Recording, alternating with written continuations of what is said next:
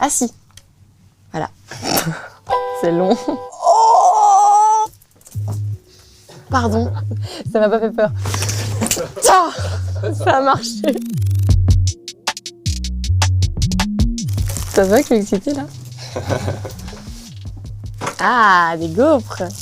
Oh, putain. Ça vient de chez nous ça. Eh bien, c'est ma passion.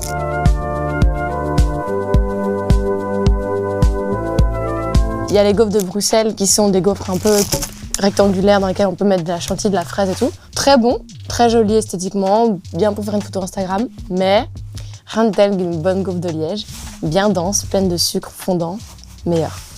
La bonne gaufre à mère. Incroyable, je sais exactement ce que c'est. Attends, j'ai hâte de la lire.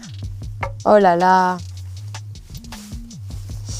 Ça, c'est incroyable. Le 30 décembre 2016, c'était vraiment le tout début, il n'y avait rien, même pas la loi de Murphy, il me semble. Et c'était la bucket list 2017. Et en gros, j'avais mis retourner à New York, sortir un EP super stylé, concert toute seule avec un chouette set. C'est pas ça que j'ai écrit, mais j'ai un peu honte, donc je vais pas vous dire ce que j'ai écrit. Savoir toucher mes pieds, jambes tendues, passer le permis, déménager seule et payer mon loyer, réussir à faire cuire du riz, très difficile entre parenthèses. Avoir un amoureux, mais rester libre.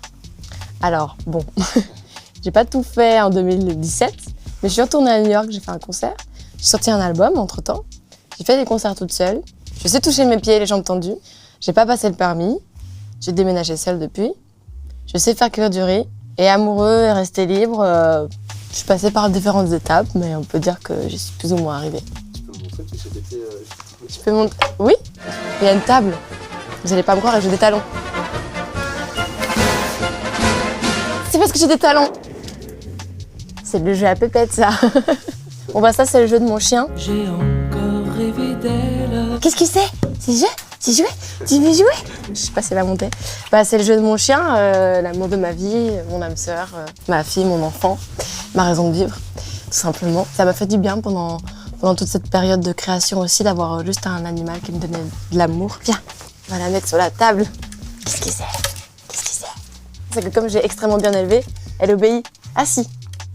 Voilà. Assis. Voilà. Pas bouger. T'es libre maintenant. Est-ce que je veux jouer? Viens. Pardon, j'ai bougé la caméra. Désolée. Est-ce que je peux faire un truc de Joule en attendant? Ah, les partitions de Brol. Bah en fait, c'était un livre de partitions qu'on avait fait, mais dans lequel on a mis plein de petites photos de la tournée du Brol Tour. Il y a des très jolies photos, comme celle-ci, qui écrit « On t'aime ». Et puis derrière, on en balance pourquoi. On était un doigt d'honneur géant. Oh, un piano d'enfant.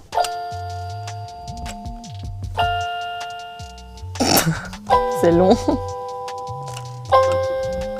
Voilà. J'ai commencé quand même à faire de la musique et des concerts avec un tout petit piano, à peu près à ce genre de touche.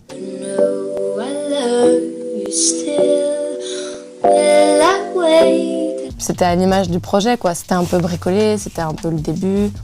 Je pensais pas qu'il y avait vraiment des enjeux, je me rendais pas trop compte et je faisais des concerts sans trop me poser de questions et en fait, après ça s'est un peu précipité, mais au début, c'était ça, quoi. Voilà, je vais me cacher sous la table. Let's go. Ce sont des porte-clés originaux du tournage de la révélation de... Oui, Pépette, viens. J'ai vu ça. Hein. Ah. Qu'est-ce que c'est? C'est une araignée. C'est mon, je sais pas. Ça m'a pas fait peur, mais c'est mon prank préféré. J'ai fait peur à Juliette Armanet au NMA avec ça. Elle a fait pipi sur elle. Tiens, Pépette, qu'est-ce que tu veux? Donc, j'ai été tourner la tracklist dans un vrai roller coaster en Belgique. Yes. Et avant de partir, Sylvie, ma manageuse, me dit « Oh, mais moi, c'est bon, je le fais avec toi et tout, on le fait une fois pour le fun. » Et tout le monde lui dit « Non, Sylvie, je pense que t'es pas prête. » Et elle se dit « Mais si, je vais le faire et tout. Et en plus, je vais faire des photos de toi à l'appareil photo jetable, comme ça, on en a plein, ça va être fun et tout. » Je me dis « Mais je pense qu'elle ne sait pas. » Elle monte dans le truc, hyper confiante, hyper contente. Et on arrive, et la montée, je pense qu'elle monte comme ça et ça va super haut. Justement, ça a été Ça a été filmé. immortalisé. Ah, tu l'as. Ah, Sylvie, on y est là, ça y est? Tu le...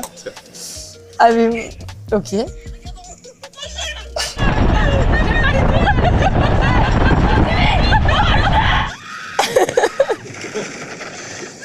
faut qu'il fasse partager un peu.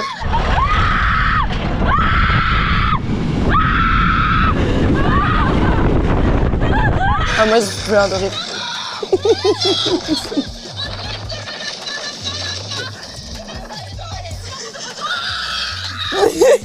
Mais ce que c'est... C'est pas ça que je lui prends la main. Je crois qu'elle a pris aucune photo du coup. Elle en a pris une à l'aller, Ouais. avant que je dise regarde la montée, et elle en a pris une en arrivant. Et ça, je dois dire que c'est fort quand même. Ah, c'est le pins de la tournée de Damso. Quand il m'a invité en première partie en 2017, je devais être au clavier et puis ensuite il y a eu la proposition de faire les premières parties et en fait je l'ai fait, ce qui a été une expérience difficile et assez ingrate par moments parce que les premières parties c'est toujours ingrat. Mais il faut imaginer que c'était un public plutôt hip-hop et que moi je faisais pas vraiment du hip-hop. Et les lumières s'éteignent et ça se rallume, je monte sur scène et là je me fais huer direct. Ça a été, je pense, l'expérience qui m'a complètement fait me dire que je voulais faire ça comme métier, quoi. Et en même temps, j'avais le méga soutien de Damso et toute son équipe. Ça tenait des potes. On a vécu quelque chose de très fort parce que lui aussi, finalement, c'était un peu sa première tournée. Du jour au lendemain, je me retrouvais dans des salles à devoir un peu faire ce métier que je connaissais pas finalement. Et je me souviens que j'avais un petit pins de Damso qui était une sorte de petit porte-bonheur, quoi. Et t'as déjà fait des Buffalo avec Damso? Des Buffalo avec Damso, bien sûr, parce que Damso et son équipe, ils ont un petit jeu qui s'appelle le Buffalo. En fait, tu ne peux pas boire de la main avec laquelle t'écris. Moi, je suis droitière et donc je dois boire de la main gauche. Et si tu bois de la main droite, tu dois affonner, comme on dit en Belgique, faire cul sec. Et bien entendu, je me suis fait piéger plus d'une fois. Je suis rentrée un jour dans le tourbus complètement fracassée parce que je ne comptais pas boire. Mais comme j'avais fait un petit Buffalo, je suis arrivée dans le tourbus. Voilà. Bref. Oh, c'est la première fois que je le vois.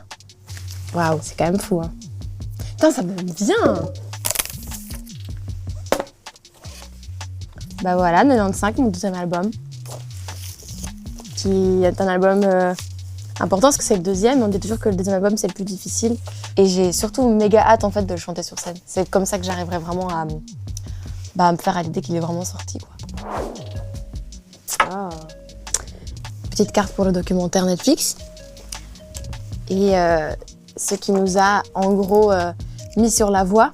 Et en fait, on avait plein de carnets comme ça parce que moi, j'écris tout dans des carnets depuis toujours. Je dessine, j'écris mes idées de clips, mes idées de setlist, de tout. Le texte à l'époque, c'était tellement de la merde. Et en fait, en parler, c'est aussi, je pense, montrer que je suis humaine et que même quand on fait un métier comme le mien qui paraît drôle, chouette et fou, bah, il y a aussi des moments difficiles. Et, je crois que c'était une façon de rester assez honnête avec les gens. Quel Angèle es-tu aujourd'hui parmi tous? Ah! Première photo de moi. Je vois que vous avez vraiment choisi des photos qui me mettent vraiment en valeur, ça fait plaisir les gars, merci. Merci beaucoup. Voilà. Ah. Très bien. Un peu comme dans le doc. Exactement.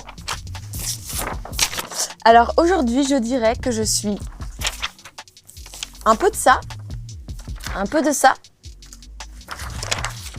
et un peu de ça. Et un peu de ça aussi quand même, parce que je me dis qu'est-ce que les gens ils vont penser de mon documentaire. Soyez gentils les gars. Voilà. Et pour finir, je voulais... Tiens. Tiens, ça a marché. Bien joué.